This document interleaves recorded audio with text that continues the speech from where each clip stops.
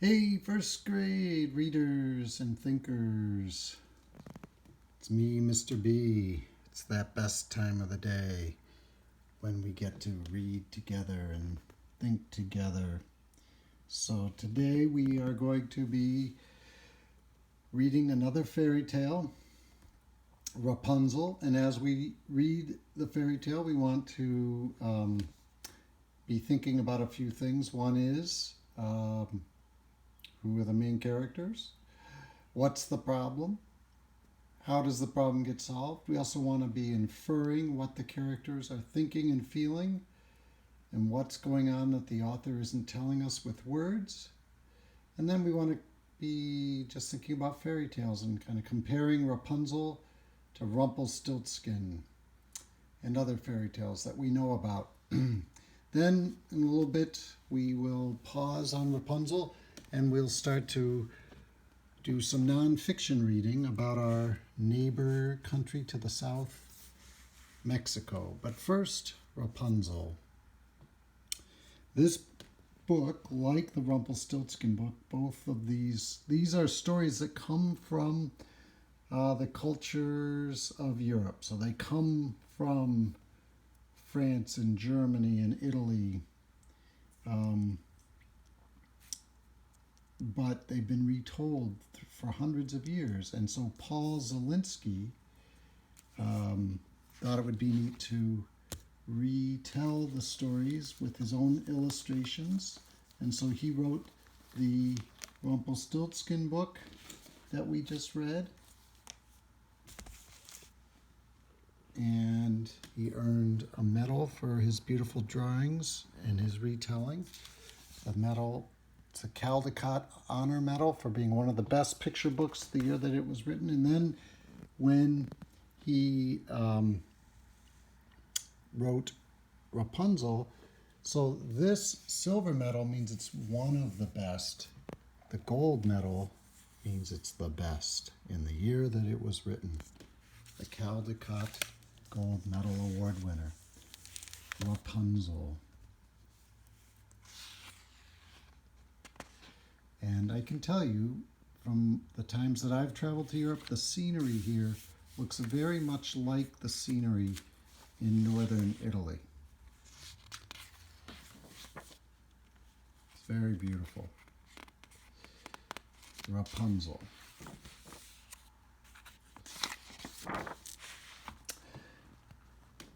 Long ago.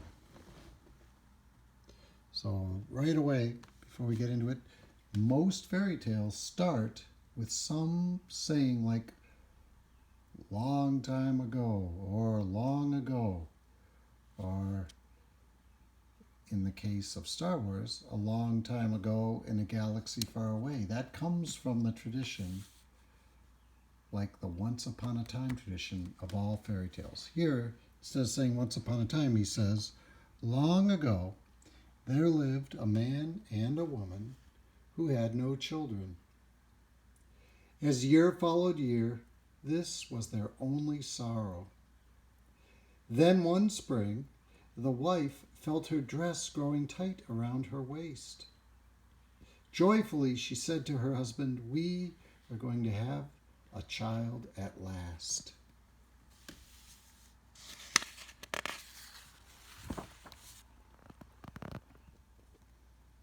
The wife liked to sit by a small window at the back of their house and look down into a beautiful garden.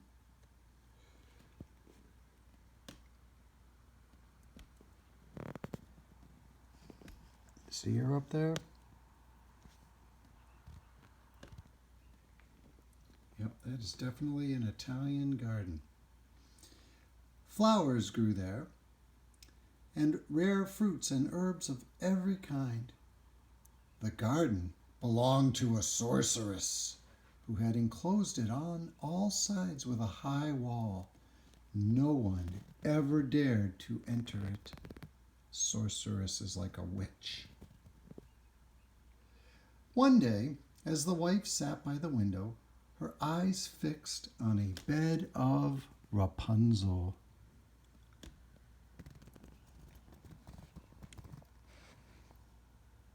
See it? The herb looked so luxuriant, so green and thick and fresh, she felt a terrible longing to taste it. Day after day, her craving grew until she began to suffer from it. She became pale and wretched and said to her husband, "If I cannot eat some of that Rapunzel from the garden behind our house, I am going to die." She really wanted to eat that Rapunzel.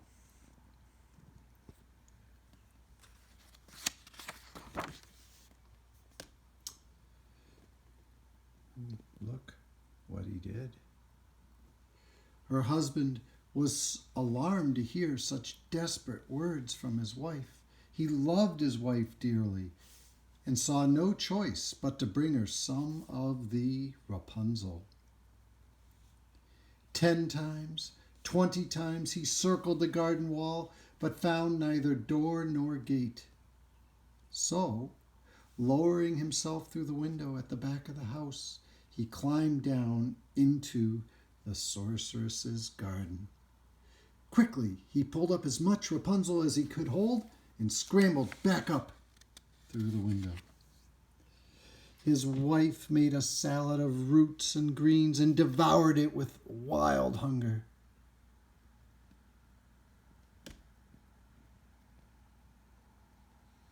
So intensely delicious was the taste that she nearly fainted as she ate.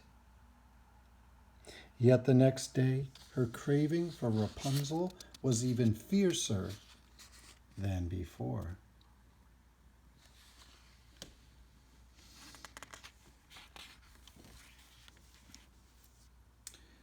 Once again, the husband made his way down the wall and into the garden. But this time, as he reached for the Rapunzel, the sorceress rose up before him. "How dare you come here to steal my Rapunzel?" she cried. "Oh, it will serve you ill." "Have mercy on me," begged the man. "My wife is carrying our child. She has seen your Rapunzel from our window and conceived such a longing for it that she will die unless she can eat some. What am I to do?" The sorceress considered his words. "If what you say is true, you may take the Rapunzel you need. But in return, you must give me the child that your wife will bear." The frightened husband did not know what to say. Rather than see his wife die, he agreed to the demand. And when the child was born, the sorceress appeared in the room. She named the baby girl Rapunzel and carried her away.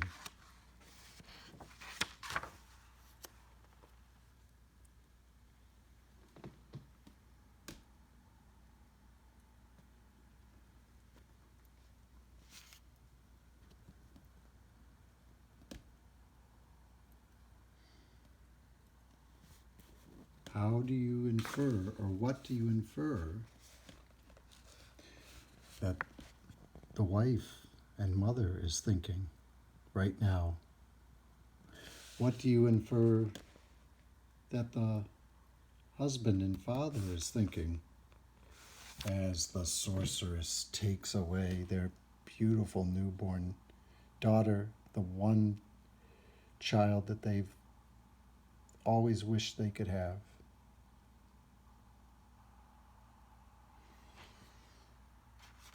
Before we go any further, do you notice any similarities between this story, Rapunzel, and Rumpelstiltskin? Well, in both stories, there is somebody who has there is a bargain, shall we say, and the deals involve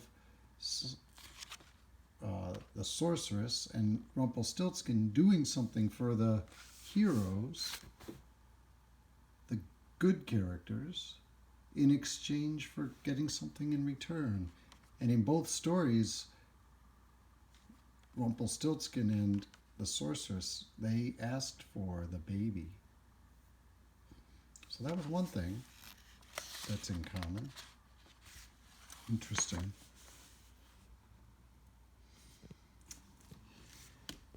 The sorceress cared for the baby, seeing to her every need. Rapunzel grew to be a child of rare beauty, with pale skin and an abundance of flowing red gold hair. When she reached the age of 12, the sorceress led her into the forest to live in a high tower.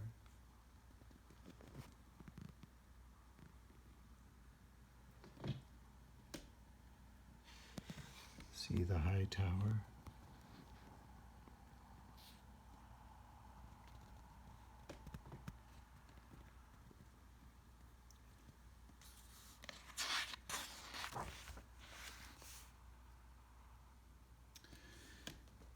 The tower was a great column rising in the middle of the woods. Although it looked narrow on the outside, on the inside it was large with many elegant rooms. Yet no door led into this tower. Its only window was at the very top. When the sorceress wished to enter, she stood below the window and called, "Rapunzel, Rapunzel, let down your hair." There she is. There she is saying, "Rapunzel, Rapunzel, let down your hair." And then Rapunzel would unpin her silky braids, wind them around a hook on the window frame, and let them tumble down all the way to the ground.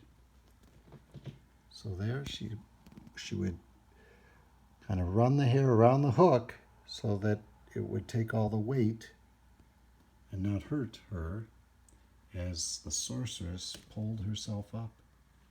It took some strong arms and legs. The sorceress would grab a hold of the braids and hoist herself up.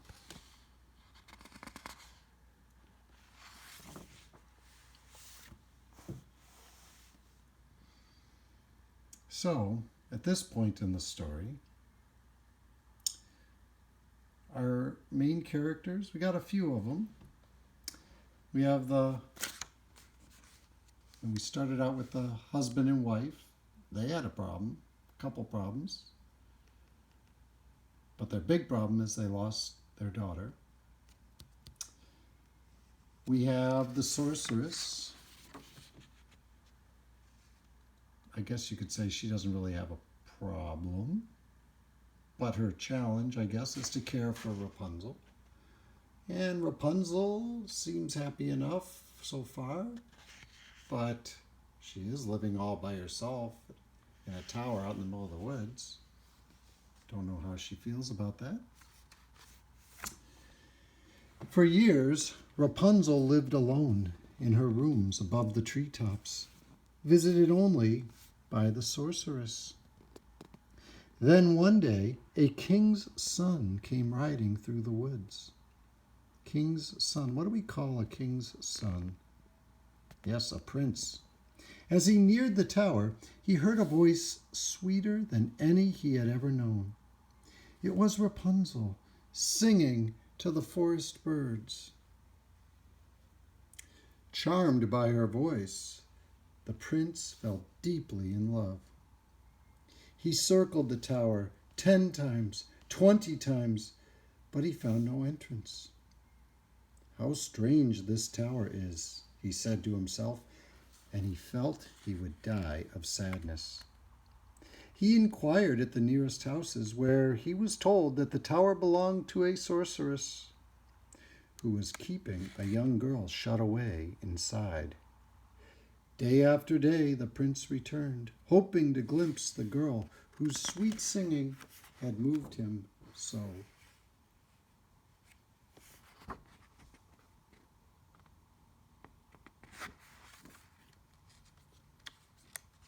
So, going to pause here.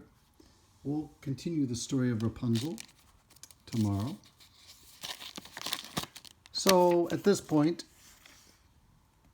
another character with a problem would be the prince. His problem is he's fallen in love with Rapunzel, and he can't even be with her or even say hi to her or meet her. She doesn't even know he's down there. So tomorrow we'll find out what happens. So now we're going to move to, and I guess I said tomorrow, but really it'll be Monday. We'll move to see what happens. So we're going to now switch to nonfiction to read and learn about the culture of Mexico. This is building on our reading earlier in the week about the early civilizations of the Native Americans, the Maya and the Inca and the Aztec, who lived in parts of what is today Central America and Mexico. So now we're going to focus just on the country of Mexico. And so just to remind you, the country of Mexico, if you look at North America, you've got what country's up on the north? What's the northernmost country in North America? Starts with a C, right? Canada. Then here's our country. What's our country? The United States. How many states are in the United States? 50. And then below the United States is the country of Mexico. And it starts right below this river, the Rio Grande River, below California, Arizona, New Mexico, and Texas. Those are the states that share the border with Mexico. So we're going to learn about Mexico, where the Maya, the Inca, the Aztec lived, and where the Spanish came after Columbus, in the years after Columbus, and eventually took over Mexico, the same way the English had taken over the land that eventually became the United States. All right, so let's read about the culture of Mexico. It's the Mexican flag.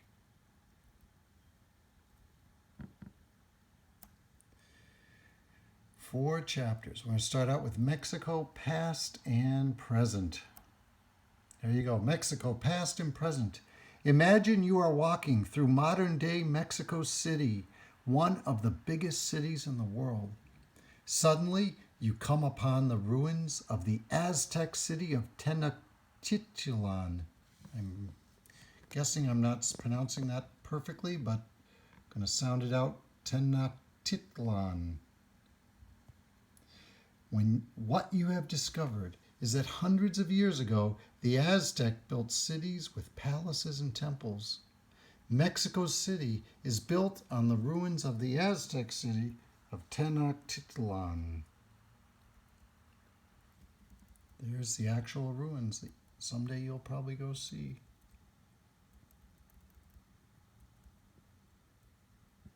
Later, you see a beautiful church built by the Spanish who came to Mexico from Europe in the 1500s. You stop to gaze at the church. But that's not all you see. As day turns to night, you come across modern buildings made of steel and glass. This is the Mexico City of today. It is a city that honors its past and its future. The Aztec culture, the Spanish culture, and the culture of Mexico today are all around you. As you move through the crowded streets, you hear Spanish being spoken. You also hear Nahuatl, a language spoken by the Aztec. You smell foods such as beans and chilies, which are eaten by people today, just as they were by the Aztec of long ago. It has been a great day of exploration. Now it is time to get some sleep.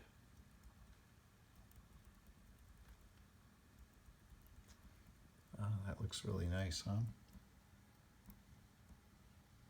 The next day you are up bright and early. Every morning in the Zocalo, the main square of Mexico City, a band plays music and soldiers raise the Mexican flag. The flag has three wide stripes, one green, one white, and one red.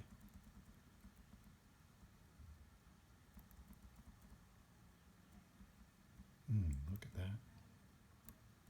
As you walk across the square, you notice that on the white stripe in the flag there is an image of an eagle sitting on a cactus plant eating a snake. This image tells the story of how the Aztec came upon an eagle perched on a prickly pear cactus eating a snake. For them, this was a sign that they had found the place where they should live. The Aztec settled in what is today Mexico City.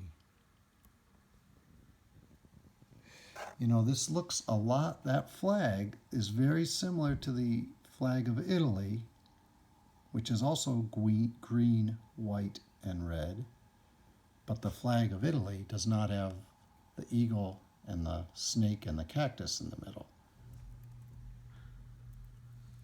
In Mexico, you meet people who have two Spanish last names. Just as in Spain, many children are given their father's family name and their mother's family name. The father's family name comes before the mother's family name. For example, a boy might be called Carlos Miranda Lopez. Miranda is his father's family name and Lopez is his mother's family name. I did not know that. That's very interesting.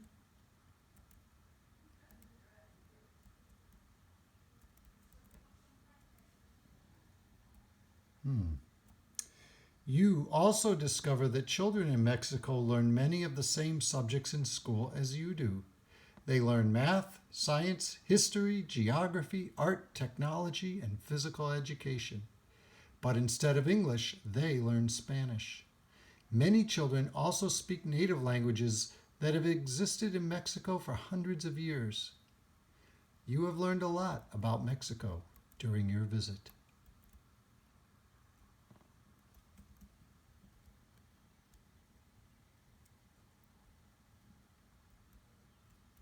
All right, we'll pause there. Tomorrow, or I should say Monday, we will read the geography of Mexico and we will read the rest of the story of Rapunzel. So I hope that you enjoyed both the stories today, and I thank you for your attention. And as they say in Norway, the way they say thank you. Hold on a second. I'll show you. There it is. Tak skal du ha. Can you say that? Tak skal du ha. Just like in Mexico, they would say gracias. Tak skal du ha. Gracias. Thank you.